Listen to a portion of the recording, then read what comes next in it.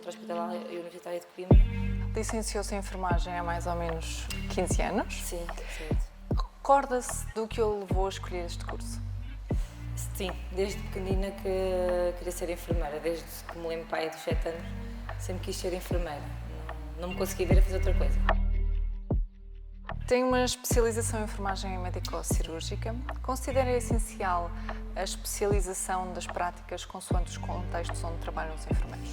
Consoante os contextos e consoante aquilo que cada um pretende, porque às vezes o contexto onde a pessoa está num certo momento, ou no momento em que poderá ter mais disponibilidade para fazer a especialidade, poderá não ser o contexto que a pessoa idealiza. E se pretende ir para um determinado contexto, acho que sim, que se deve especializar. Exerceu grande parte e continua a exercer no Hospital dos Covões, tal como disse. Tendo sido este espaço dedicado aos doentes Covid nas alturas mais agudas da pandemia aqui na região centro, como vê agora este espaço a ficar, de certo modo, esvaziado? É muito difícil porque já pretendiam fechar o hospital ou fechar vários serviços, inclusive o meu antigo, que era a pneumologia, já estava ameaçado de fechar há algum tempo e assim que começou a Covid, pronto, acabou mesmo por fechar e não voltar a abrir. É triste porque é um hospital que tem muitas condições, que tem muita gente a trabalhar lá, muito competente e que, pronto, estão a tentar que aquilo vá fechando as portas devagarinho.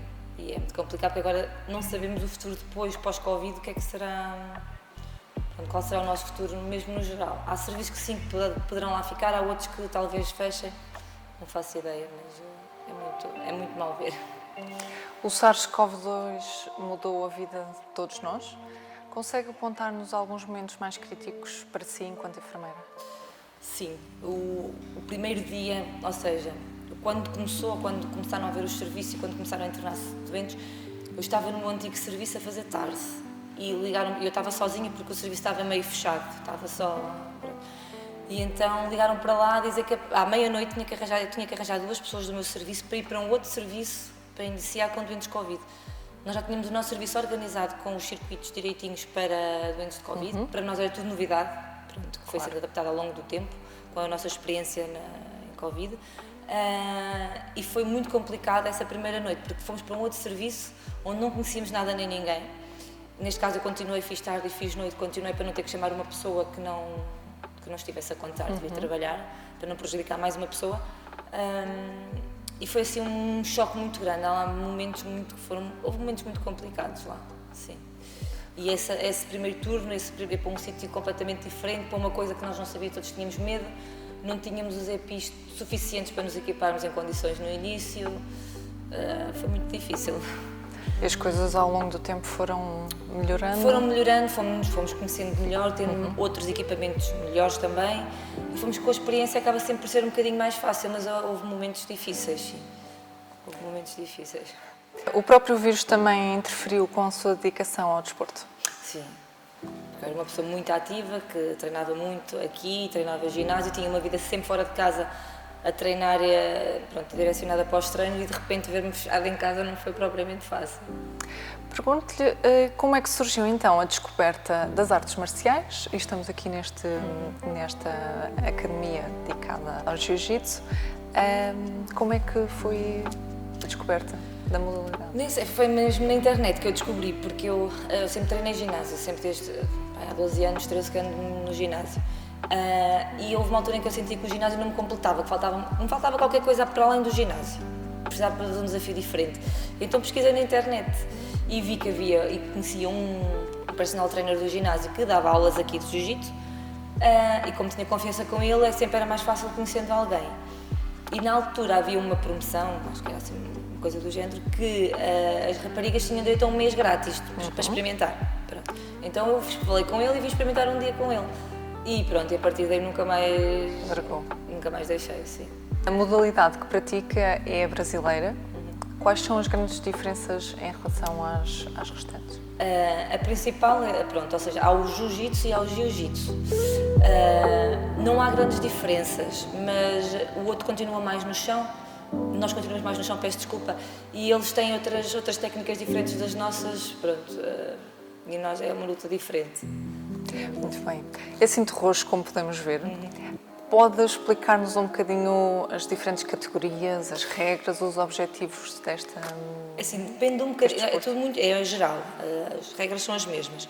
Ou seja, não há tempo para cada uma das faixas. Depende muito da dedicação do aluno, da experiência, da evolução do aluno, porque há alunos que evoluem muito rápido em pouco tempo, há outros que demoram um bocadinho mais de tempo, pronto, depende muito. E há alguns que treinam muito e não evoluem tanto, depende de cada um.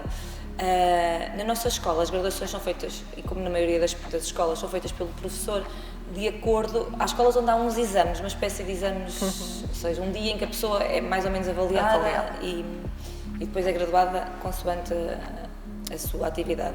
Em nós não, o professor avalia o aluno diariamente, vai vendo a evolução do aluno ao longo do tempo e consoante aquilo que o professor considera da evolução do aluno vai graduando. Eu sou faixa roxa já desde o Covid, em março de 2020 passei para a faixa roxa e parei logo praticamente treinar, uma semana ou duas depois, se calhar nem tanto. E há a faixa branca, é a primeira, depois é a faixa azul, a faixa roxa, que é onde eu estou, depois há a faixa marrom e a faixa preta. Marrom, castanho. Castanha, sim, faixa castanha, sim. E depois a preta. Na preta, nós também temos, há escolas onde também dão graus aos alunos consoante a evolução. Uma espécie de incentivo, para a pessoa dentro da mesma faixa não ir desistir ou sentir que está a evoluir alguma coisa. Chegando à faixa preta, depois também aí sim, é obrigatório, há graus, sim.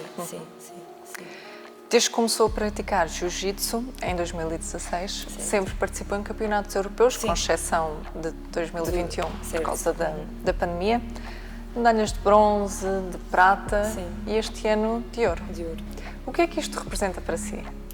Para mim é praticamente a realização de um sonho, porque eu desde sempre, desde o primeiro ano em que comecei, ambicionava a medalha de ouro. Mas no primeiro campeonato eu lesionei-me logo, na primeira luta, eu tive que estar parada uns meses, tive que ser operada e meti na cabeça que no ano seguinte iria lá estar novamente. E assim foi. No ano seguinte fui, mas nem sequer, não ganhei medalha nenhuma, perdi na segunda luta.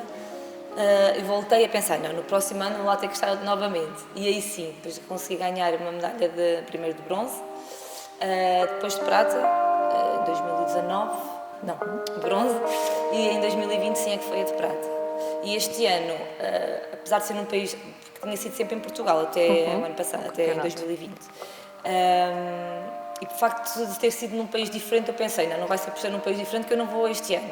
Apesar de todas as contingências, apesar do Covid, apesar de todas as dificuldades, porque tive de tirar mais dias de férias e perder mais tempo no trabalho, digamos assim, pensei, não, apesar de ser noutro país, eu vou na mesma e este ano vai ser. E uma pessoa também já me tinha motivado bastante que era este ano que eu ia conseguir. E sim, foi assim uma emoção muito grande, porque já andava à espera há muito tempo. O que gostaria mais de alcançar como atleta de alta competição? Assim, eu pensei para comigo, digamos assim, num Mundial, gostaria bastante, mas para ir sozinha é muito complicado, porque é preciso muito apoio emocional e é preciso a pessoa também estar focada e ter alguém que puxe ali um bocadinho e fica muito dispendioso, tanto para ir uma pessoa como para ir duas pessoas. Acaba sempre, pronto, porque é sempre fora, no estrangeiro, é muito complicado, mas um dia gostaria, porque tenho colegas que conseguiram medalha de ouro no Mundial, que treinavam aqui nesta escola, e na altura também era faixa roxa, e uma pessoa pensa que se os outros conseguem, nós também conseguimos. Apesar, treinamos todos juntos e que se um consegue, o outro também tem possibilidades de conseguir. Então ficamos à espera. Sim, não digo que sim nem que não, mas sim. Com treinos intensos, por vezes bidiários, como é encaixado o tempo para a enfermagem e para a própria família? É muito difícil e antes das competições limito sempre um bocadinho a ir à família, a ir à casa, convívios com colegas, limito muita coisa na minha vida, a alimentação também. São meses, 2, 3 meses, depende de cada um. Muito regrados. Mais ou menos chegam-me 2 meses, sim. Muito regrados, muito intensos, em que o foco é só aquilo. Para conciliar com o trabalho, tenho colegas que me ajudam bastante e que o único turno que me faz diferença para treinar é o turno da tarde.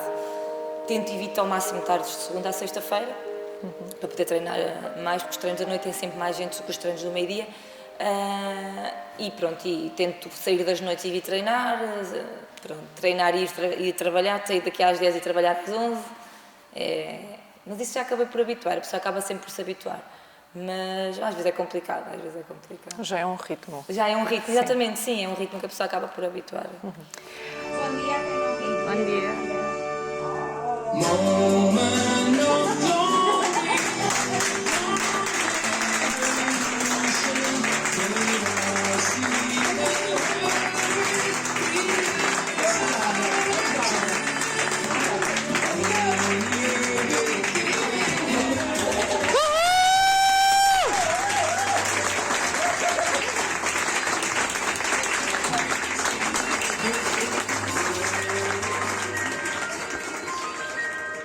Não bastasse a Covid-19, vivemos mais um período de incerteza com a guerra que está a ser travada na Ucrânia. Esta situação traz algumas implicações a nível desportivo ou até da própria profissão? Penso que não, até esta altura ainda não traz implicações. Esperemos que não chegue a trazer nem para um campo nem para outro, mas neste momento não.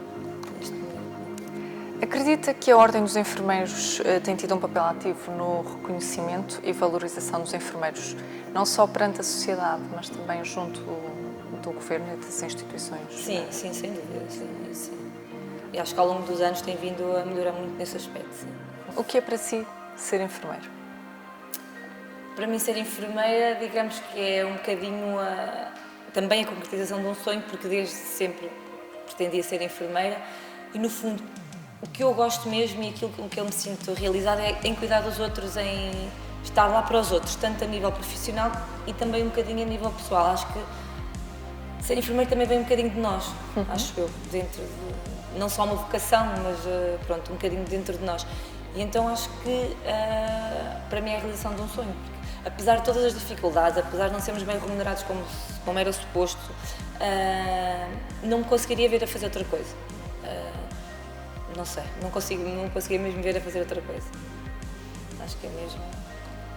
Era aquilo mesmo que eu pretendia desde sempre. Muito obrigada. Obrigada eu.